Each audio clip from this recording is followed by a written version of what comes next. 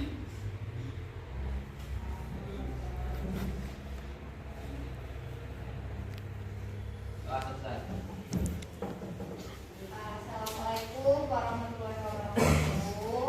Waalaikumsalam warahmatullahi wabarakatuh. Kita mulai pelajaran Ibu absen dulu. 10.2. Abi, Saya Bu. Adini, Saya Bu. Aditya, Apa? Ahmad Gazi, Saya Bu. Amelia, Arpita, Azmi, Kalisa, Sagit. Oh, Kalisa ini yang kecelakaan tuh ya? Ya. Dewi, Izin. Ah, menjemput. Kapan? Oh, disuruh. Erika, Excelin, izin lah. Oh, rombongan Sevi ya. Fahrizal, Vika, Saya Bu. Hera, Saya Bu. Alicia, Hadir. Maya, Hadir. Mirna, Hadir. Puri, Hadir. Nanda, Hadir. Ocha, Hadir. Farel. Pak. Farel ini yang duduk di mana ya? Neng. Oh, yang di sini dia so ada. Farel, Rahmi, Saya Bu. Reva Pratama, Revalina, Ruben, Izin. Salma, Hadir. Samuel, Izin. Sevi, Izin. Theo, Saya Bu. Juliana, Zara. Hadir. Jadi yang tidak masuk ada berapa orang? Teman kalian kecelakaan. Oh, di mana kecelakaan? Banyak orang. Di mana luka?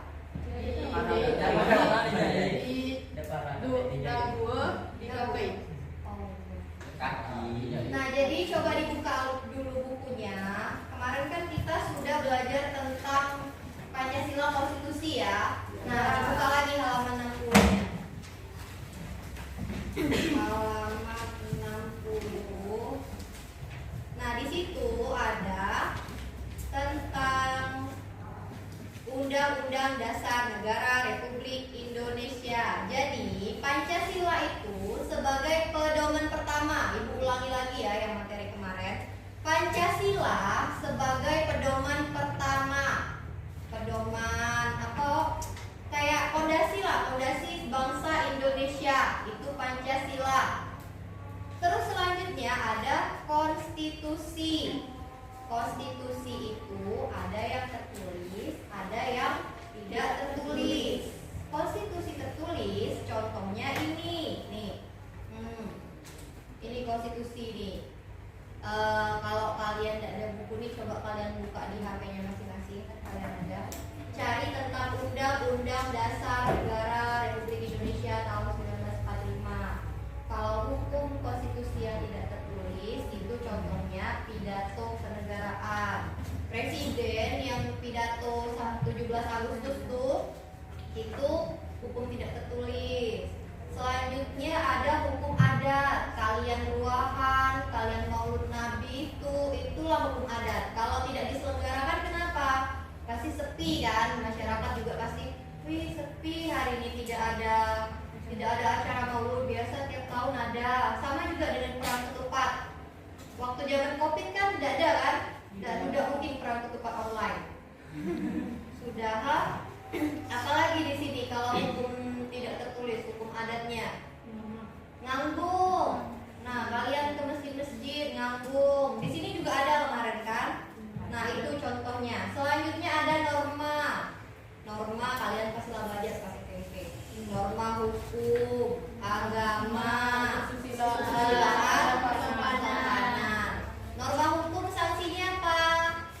Ditangkap polisi, dipenjara sesuai dengan hukum undang-undang. Kalau norma agama, masuk neraka. Kalau yang melanggar di akhirat kelak. Jadi hati-hati tuh kalau yang melanggar norma agama. Selanjutnya norma kesusilaan. Norma kesusilaan apa paling? Sanksi sosial. Digosipin kayak masyarakat. Kayak dia tuh, kayak gini. Pasti kalian pernah lah dengar mak-mak gosipan kan? Pastilah. Kalian ya pasti ada lah gosip. Sudah. norma kesopanan. Halaman 67 itu ada Konstitusi Undang-Undang Dasar Negara Republik Indonesia tahun 1945. Di situ ada di paragraf 2, dalam konteks negara Indonesia, tujuan tertinggi bernegara. Contohnya adalah melindungi segenap bangsa Indonesia dan seluruh warga Indonesia. Terus selanjutnya memajukan terus mencerdaskan dan ikut melaksanakan. Nah, itu ada di pembukaan Undang-Undang Dasar 1945. Itulah tujuan dari konstitusi. Terus coba dibuka bukunya halaman 68. Umumnya kan negara kita itu menganut konstitusi dengan berdasarkan Undang-Undang Dasar 1945 pada awal kemerdekaan. Terus berubah. Berubahnya ke apa, Bu? Nah, tadi Kak Ibu bilang sebelumnya kita memakai Undang-Undang Dasar 1945. Berubah menjadi Konstitusi RIS pada tanggal 27 Desember 1949. Itu awal perubahannya ya, Konstitusi RIS Republik Indonesia Serikat. Dari negara kesatuan berubah menjadi negara serikat. Itu menggunakan Konstitusi RIS.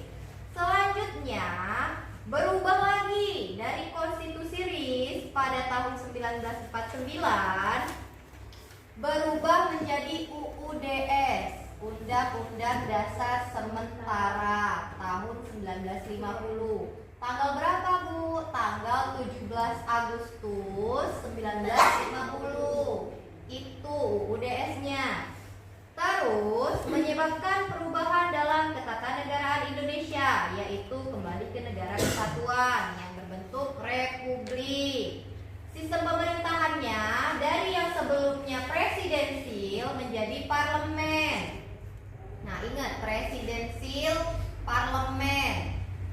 Sistem pemerintahan presidensil itu ciri-cirinya yang pertama, presiden sebagai kepala pemerintahan dan kepala negara. Itu sistem presidensil. Selanjutnya, presiden memiliki hak istimewa untuk memberhentikan menteri-menteri. Itu ciri-ciri presidensil. Kalau yang parlemen, siapa saja parlemen tuh, tahu dah?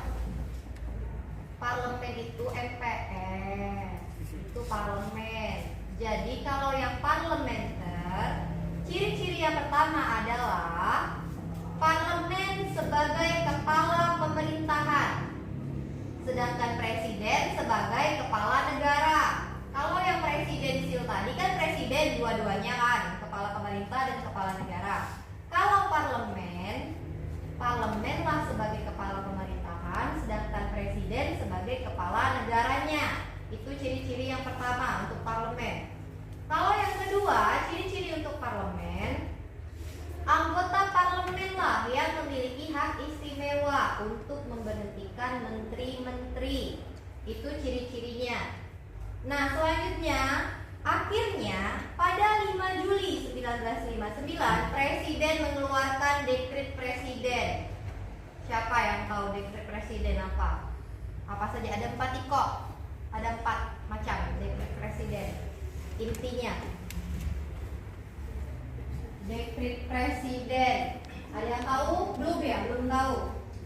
Nah, isi dari dekret presiden yang pertama,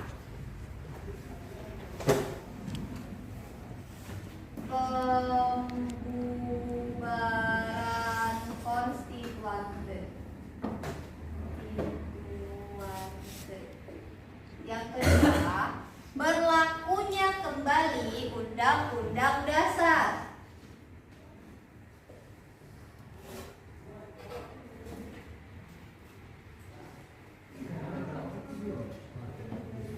Berlakunya kembali Undang-Undang Dasar 1945. Sebelumnya kan kita pakai UUDS. Jadi UUDS-nya ditarik.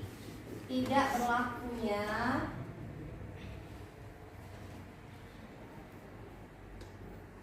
UUDS 1950. Selanjutnya, pembentukan MPRS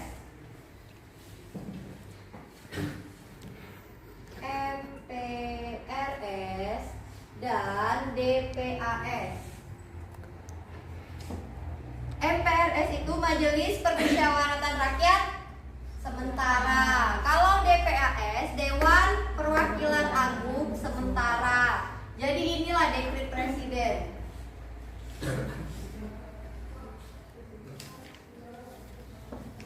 Nah, dicatat toh nanti. Selanjutnya, catatlah dulu.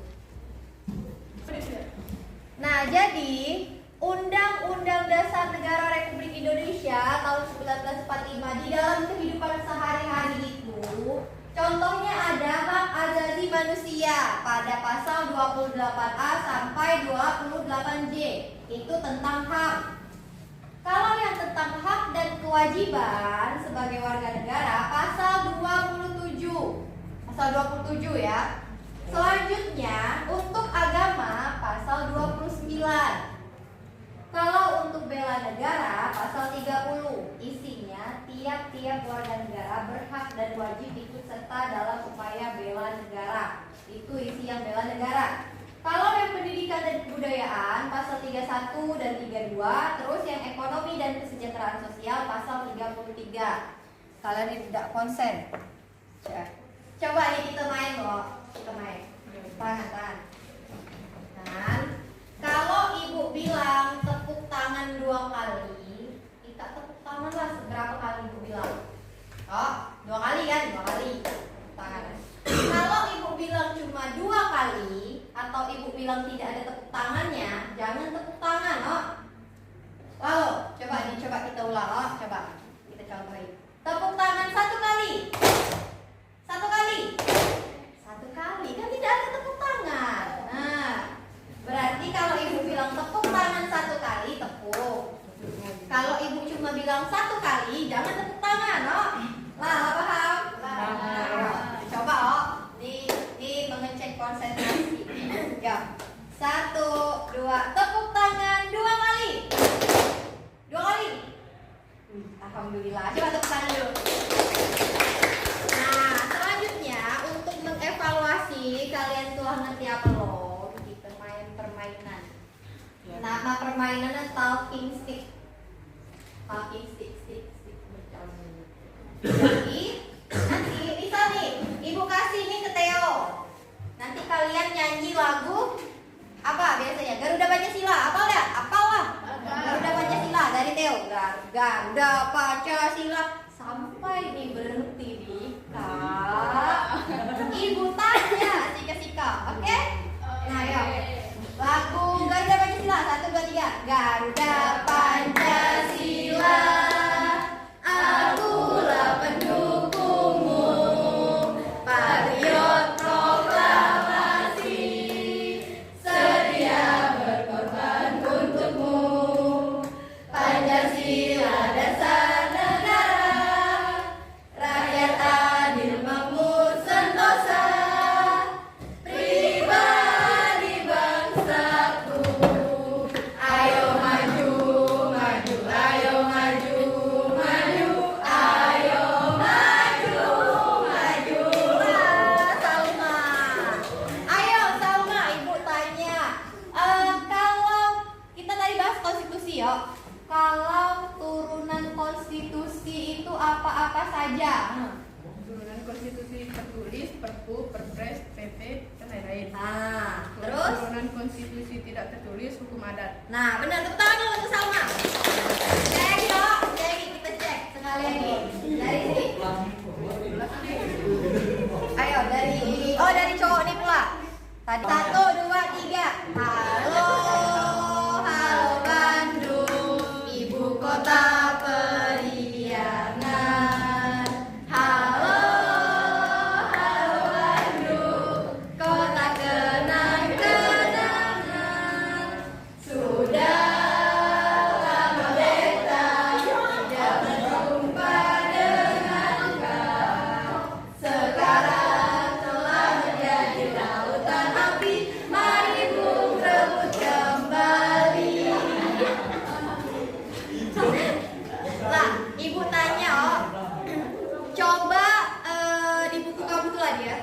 coba sebutin Undang-Undang Dasar pasal tentang HAM yang di kehidupan sehari-hari. Pasal berapa tentang HAM?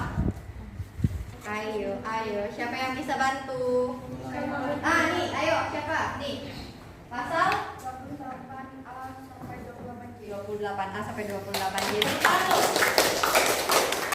Nah, jadi anak-anak, kesimpulan dari pelajaran konstitusi tadi, konstitusi itu adalah hukum tertinggi di Indonesia. Kalau Pancasila tadi sebagai pedoman, sebagai fondasi utama, konstitusi ini hukumlah yang paling tinggi. Dialah yang mengatur semua yang ada di Indonesia nih. Kayak contoh KDRT yang masalah Lesti Bilar, nah, Sambo yang masalah pembunuhan tuh, pokoknya kasus-kasus yang tengah ngetren sekarang nih berkaitan dengan undang-undang itu sendiri. Nah, selanjutnya Ibu rasa sekian dari Ibu. Untuk tugasnya nanti Ibu akan bagikan di ketua kelas. Nanti kalian tunggulah di grupnya. Sekian dari Ibu. Untuk yang tidak hadir, kalian kasih catatannya biar mereka bisa mencatatnya kembali ya. Nah, Ibu akhiri kegiatan belajar ini. Wabillahi taufiq wal hidayah. Wassalamualaikum warahmatullahi wabarakatuh. Waalaikumsalam